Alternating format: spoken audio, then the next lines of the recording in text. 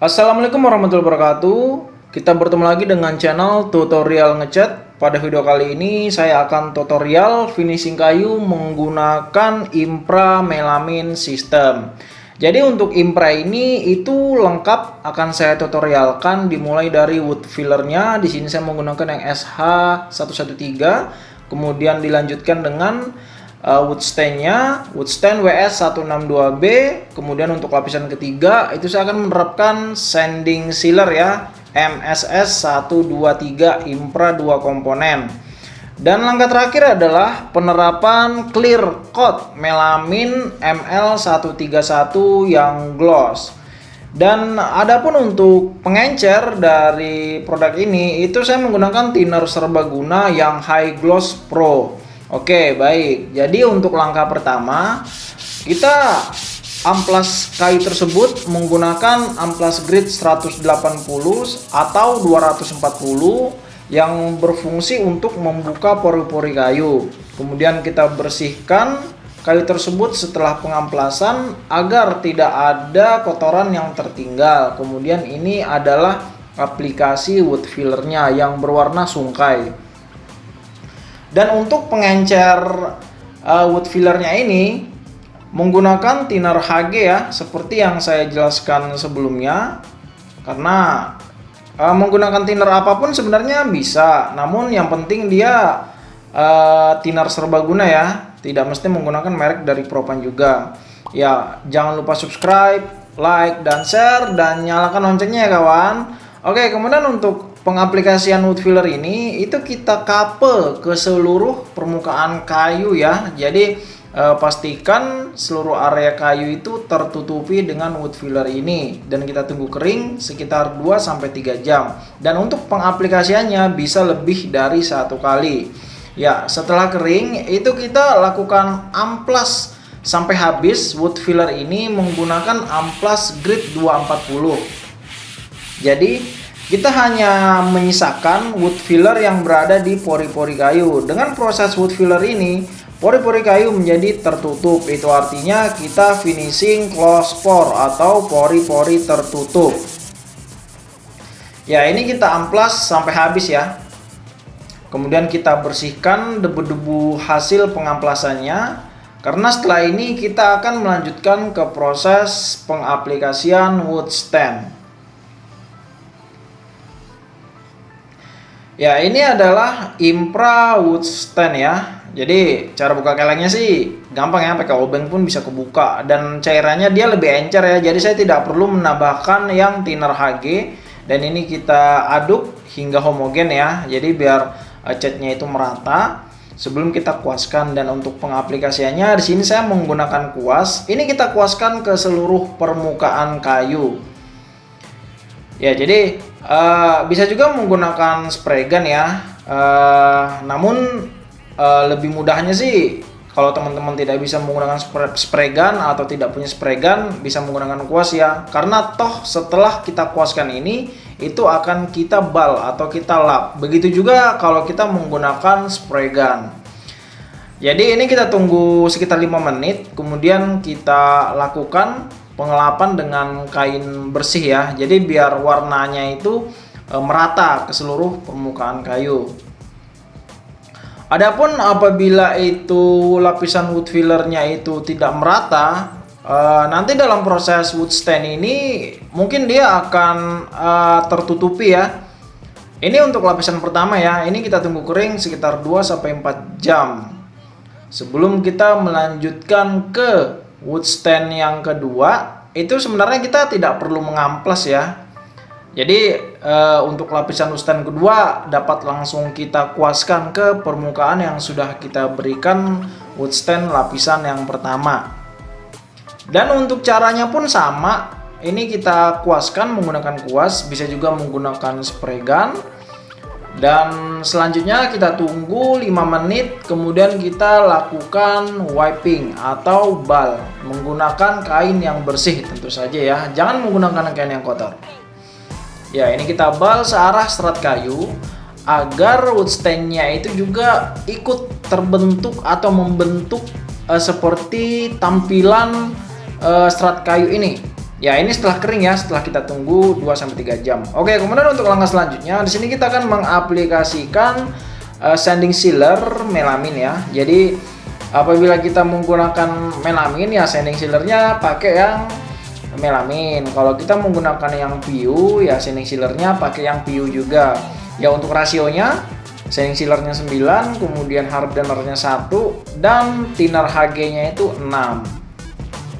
Pengaplikasiannya bisa juga menggunakan kuas, lebih mudah, kemudian menggunakan spray gun. Ya, sebenarnya sih akan sama saja karena setelah pengaplikasian sanding sealer ini toh juga akan kita amplas ya. Jadi pengaplikasian sanding sealer itu sebaiknya lebih dari 1 kali, mungkin 2 kali sudah cukup ya. Jadi balik ke perkiraan masing-masing dari kalian ya. Kalau kalian melakukan finishing menggunakan melamin ini ya, ini kita tunggu kering 2-4 jam ya untuk sanding sealernya. Ya, setelah sanding sealernya ini kering, itu kita akan melanjutkan ke lapisan sanding sealer yang kedua. Jadi pastikan benar-benar kering ya sebelum kita melakukan pengamplasan ya. Ya, ini masih dalam kondisi basahnya ya, basahnya sanding sealer yang pertama. Bisa kita lihat untuk wood stain-nya itu. Dan juga pemilihan kayunya juga harus benar ya. Jadi kalau milih kayu yang seratnya juga tidak beraturan ya, mungkin warnanya pun akan menjadi tidak beraturan atau belang ya. Ya, ini setelah kering untuk sanding sealernya ini kita lakukan amplas ambang menggunakan amplas grade 400 ya. Nah, jadi fungsi sanding sealer ini dia itu sebagai lapisan intermediate ya, yang dia itu melindungi lapisan di bawahnya yaitu wood stain, kemudian melengkapi atau menyempurnakan lapisan di atasnya yaitu clear melamin. Pada video ini ya kita menggunakan yang melamin untuk berikutnya ya. Jadi dia akan membentuk serabut-serabut kayu itu menjadi tegak sehingga saat kita melakukan pengamplasan itu menjadi mudah, dan saat kita amplas kayu tersebut itu menjadi lebih halus. Dan jangan lupa itu dibersihkan ya kotorannya setelah proses pengamplasan sanding sealer ini. Dan kita akan lanjut ke lapisan sanding sealer yang kedua dengan cara yang pertama dengan lapisan pertama, yaitu menggunakan spray gun dan bisa juga menggunakan kuas. Ya, pastikan ke seluruh area permukaan kayu ini tertutupi dengan sanding sealer karena nantinya apabila tidak maksimal akan mempengaruhi lapisan setelahnya yaitu lapisan melamin clear. Untuk lapisan sanding sealer yang kedua ini dia akan membentuk lapisan ya. Jadi akan mulai terbentuk lapisan film yang akan sangat membantu saat kita melakukan finishing dengan clearnya. Ya, ini kita tunggu kering sekitar 2-4 jam. Ya, ini setelah kering untuk lapisan sanding sealer yang kedua. Kemudian ini kita amplas ambang menggunakan amplas grade 240. Saran saya sih lebih baik menggunakan 400 ya, mengikuti standar pabrik. Kemudian kita bersihkan debu-debunya sebelum kita mengaplikasikan lapisan clear yaitu melamin. Ya, ini dia 2 komponen ya. Untuk rasio campurannya itu 9:1:6. Jadi melaminnya itu 9, kemudian hardenernya itu 1 dan thinnernya itu 6. Ya, karena saya memilih yang gloss jadi akan lebih efektif apabila thinnernya itu kita menggunakan yang high gloss yaitu thinner serbaguna. Bisa juga apabila teman-teman ingin mengkombinasikan clearnya itu dengan wood stain ya. Begitu juga dengan sanding sealer yang sebelumnya ya. Sebenarnya kita bisa mencampurkan dengan wood stain. Ya, kita menggunakan cara tukang. Namun yang saya praktekkan di sini adalah cara pabrikan ya. Dan adapun kebanyakan sih kalau saya perhatikan teman-teman saya yang mempunyai bengkel perkayuan atau workshop perkayuan, mereka sih rata-rata itu pasti mencampurkan sanding sealer dengan wood stain atau melamin dengan wood stain. Kalau dari sisi hasil tentu saja akan ada perbedaan ya.